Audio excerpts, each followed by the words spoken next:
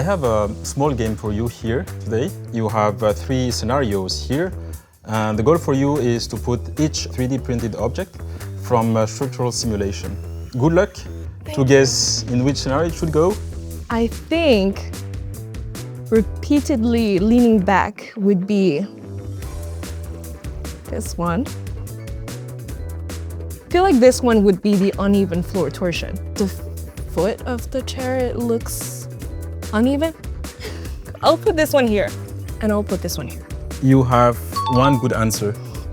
No, I feel like this one, because the action of seating, sudden seated drop, I feel like...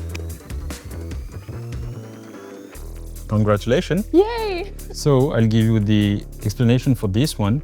You were right, so the floor here is not on the same level, and we see that the leg is not very stable. Here we have a big red color here on this leg, which corresponds to the stress that it has actually during the simulation. Second one is this chair, repeatedly leaning back. So if, for example, you sit on this chair and you lean on it like this every time, this is what you can have. And the last one, a sudden seated drop. You see that we have some red marks on top of the chair here, which correspond to the action of the legs on the chair itself.